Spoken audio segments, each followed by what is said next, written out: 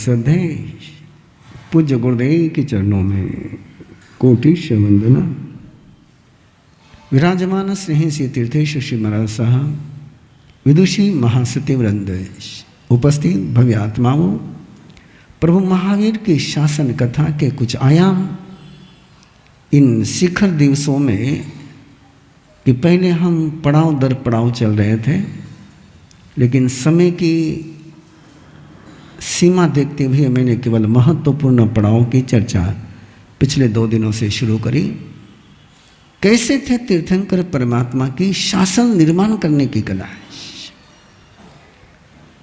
जिस शासन में आज हम जी रहे हैं, उस शासन को केवल ज्ञान होने के बाद 30 साल तक, केवल ज्ञान होने के बाद 1400 कोस की यात्रा करने की जरूरत नहीं थी। 700 कोस जाना और 700 कोस आना। कल्पना करो 1400 कोस कि वहां सिंधु सोवीर में परमात्मा ने चतुर्मास नहीं किया, दीक्षा दी और वापस आ गए। आंकड़ा भी सुनते हैं, पढ़ते हैं तो आश्चर्य होता है कि 1400 कोस 2800 मैल, किलोमीटर का गणित आप लगाते चले जाएं। इस शासन को सर्वप्रिय बनाने के लिए, सर्वमान्य बनाने के लिए, शासन केवल मानने वाले का रह जाए तो काम नहीं चलता है।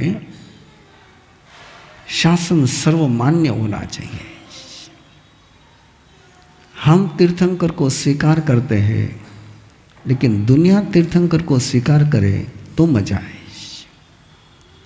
और प्रभु ने अपने जीवन काल में इस शासन को जयवंत बनाने के लिए, सर्वमान्य बनाने के लिए अनूठे अनूठे उपक्रम किए, अद्भुत उपक्रम किए, जो कई बार हम लोग समझने से इनकार कर देते हैं।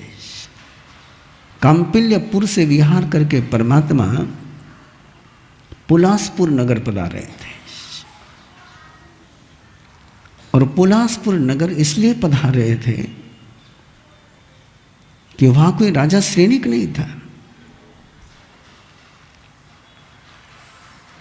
वहां कोई भगवान महावीर के मानने वाले लोग ज्यादा नहीं थे। जिन्हें याद होगा शासन कथा जो शुरुआत से सुनते हैं, उनको याद होना चाहिए कि भगवान महावीर का पहला विहार भी वहां हुआ है जहां 11 ब्राह्मण यज्ञ कर रहे हैं, अपापा नगरी। और कांपिल्यपुर भी परमात्मा पधारे हैं, तो वहां कोई परमात्मा के उपासक नहीं है, परमात्मा को मानने वाला कोई नहीं है। वहां गोशालक का आधिपत्य है। गोशालक के फॉलोअर्स बहुत है वहां पर पुलासपुर में। और गोशालक के जो फॉलोअर्स थे वो गरीब से लेकर श्रीमंत तक थे। हर कौम में, हर जाति में, हर वर्ग में गोशालक के फॉलोअर्स थे। और गोशालक के फॉलोअर्स का जो गढ़ है पुलासपुर, वहां परमात्मा पधारे। और वहां पर एक कुंभार, शकडाल नाम का कुंभार, जो गोशालक को परमात्मा मानता है, जो गोशालक को सर्वोच्च अपनी श्रद्धा समर्पित करता है। गोशालक जो कहे वो सत्य है, बाकी दुनिया कहे वो झूठ है, उसकी आस्था है। गोशालक के प्रति उसकी अनन्य निष्ठा है, अनुभूत निष्ठा है। गोशालक की फिलॉसफी थी कि तुम्हारे करने से कुछ नहीं होता है, जो होना है वही होता है। और ये ऐसी फिलॉसफी थी जो आज भी बहुत फैली हुई है। मैं आज ही एक खबर पढ़ करके आया हूं, भारत में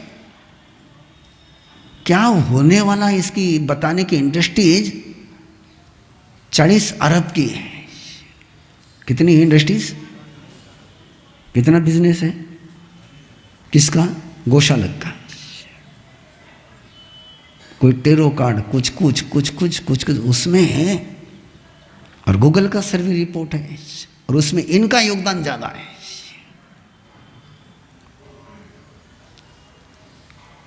तो गौशालक तो उस समय का ख्यातनाम भविष्यवक्ता था। गौशालक उस समय का द ग्रेट भविष्य बताने वाला था। उसके पास जाकर के सवाल पूछने की जरूरत नहीं रहती थी। आप सामने जाकर के खड़े हो गए तो बता देता था कि कल तुमने क्या खाया, रात में क्या सपना देखा। अब कोई तुम्हारा सपना बता दे और उसके आधार पर ये बता दे कि तुझे ये प्रॉफिट होने वाला है, ये नुकसान होने वाला है, ये लाभ होने वाला है, ये हानि होने वाली है, तो ऐसा बीमार पड़ेगा, यहाँ फेल होगा, यहाँ सक्सेस होगा, तेरा आज इसके साथ झगड़ा होगा, आज इसके साथ तेरी दोस्ती होगी, आज तेरा इतना बिजनेस होगा। सच बताओ, इंदौर में कोई ऐसा आकर के बैठ जाए, कहीं पर भी बैठ जाए, तो गौशालक को सभी मानते थे कि सबको लगता था यार ये भविष्य बताता है। लेकिन परमात्मा किसी का भविष्य, तीर्थंकर जानते हैं, सर्वज्ञ है, लेकिन कभी किसी का भविष्य बताया नहीं उन्होंने। वो दूसरी बात बताते थे, वो भविष्य बनाने की कला सिखाते थे। तुम तुम्हारा भविष्य कैसे निर्माण कर सकते हो, इसकी वो चर्चा करते थे। कैसे तुम तुम्हारे अतीत के पापों से मुक्त हो सकते हैं, उसकी कला सिखाते थे। तुम कैसा अपना भविष्य बना सकते हो, इसका वो मार्गदर्शन करते थे। आपको कौन चाहिए, भविष्य बताने वाला कि भविष्य निर्माण कराने वाला? झूठे एक नंबर के। अभी वो पूरी फिलॉसफी नहीं ला रहा हूं, लेकिन गौशालक क्यों मान्य था? और ये आपके आगम कहते हैं कि भगवान महावीर से भी ज्यादा फॉलोअर्स किसके थे? आपने कभी उस पर सोचा नहीं कि तीर्थंकर परमात्मा जिनका समोशरण लगता है, गौशालक का कोई समोशरण नहीं लगता था।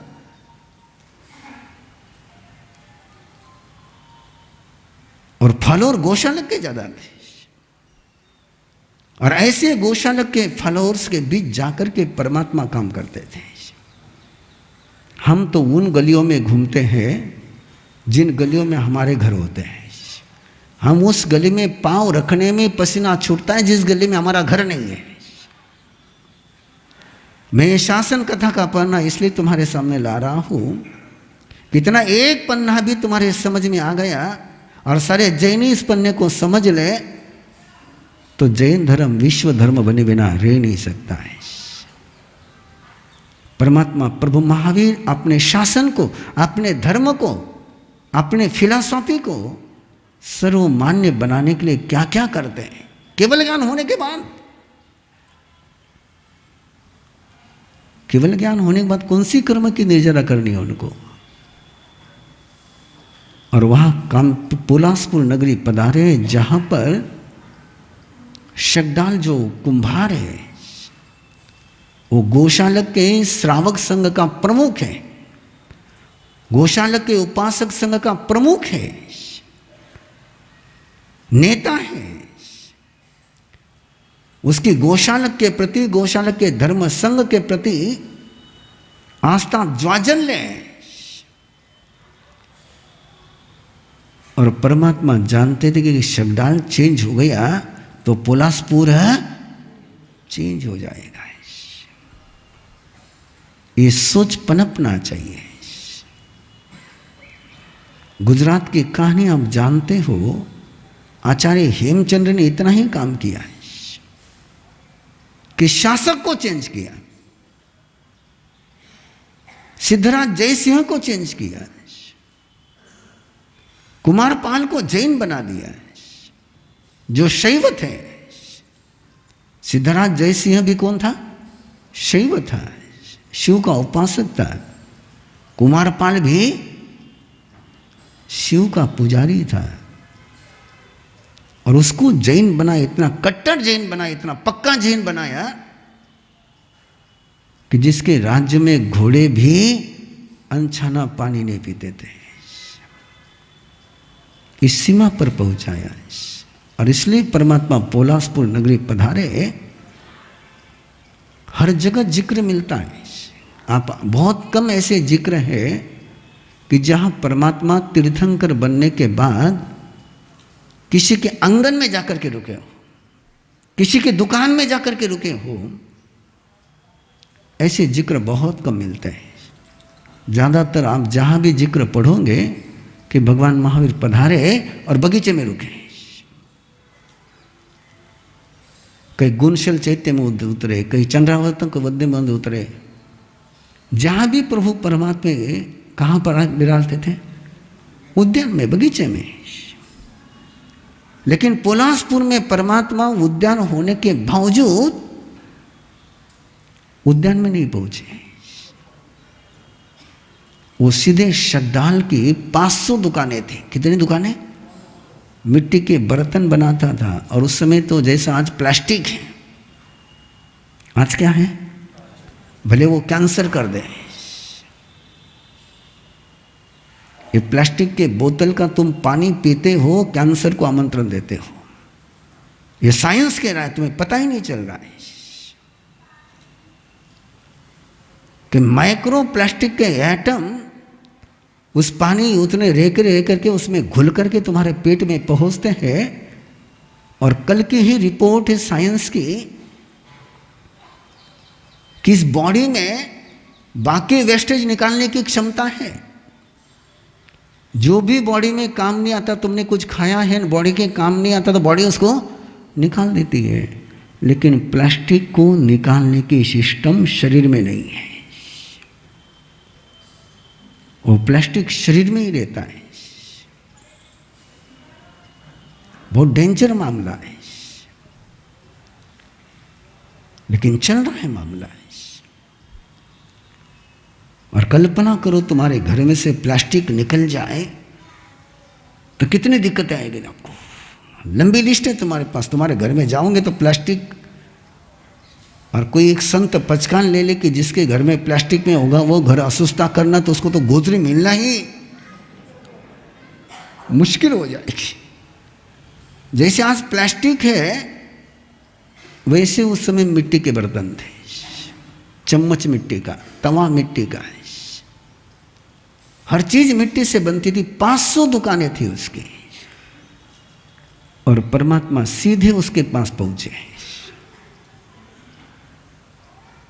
जहां कोई स्वागत नहीं, सत्कार नहीं, सम्मान नहीं,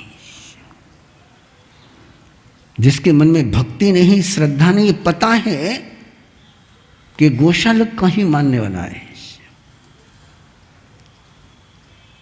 आज हमारे साधु साधी में किसकी हिम्मत होगी कि किसी मुस्लिम के घर जाकर के खड़ा हो जाए?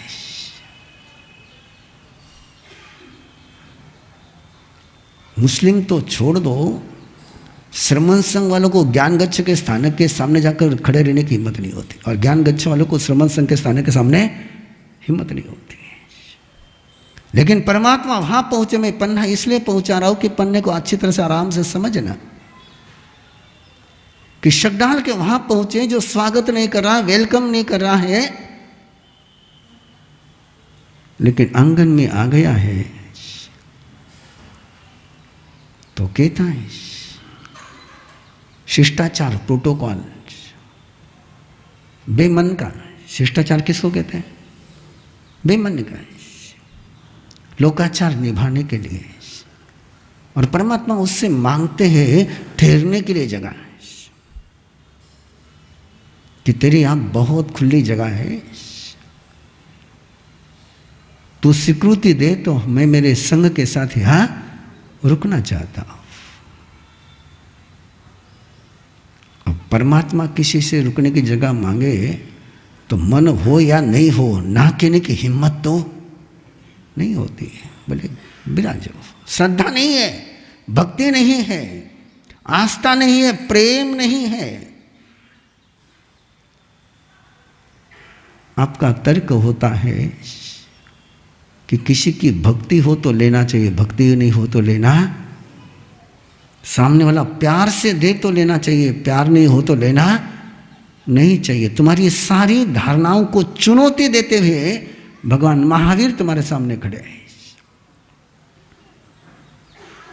आस्था नहीं है सामने का, मन में कोई उल्लास नहीं, उमंग नहीं है, लेकिन सामने एक लक्ष्य है, निष्क्रमण करना कि अभिनिष्क्रमण करना है। निष्क्रमण और अभिनिष्क्रमण, इन दोनों में ये शब्द ही तुम्हारे लिए भारी हो गए क्या? हाँ, भारी हो गए। नहीं, आपके लिए नहीं, पीछे जो बैठे उनके लिए। आपके लिए तो सारा हल्का ही हल्का है ना। मंदिर के कबूतर के लिए नया क्या है? निष्क्रमण मतलब निकलना, निष्क्रमण मतलब निकलना, और अभिनिष्क्रमण मतलब किसी मंजिल पर पहुंचने के लिए चलना। निकलते तो सब है,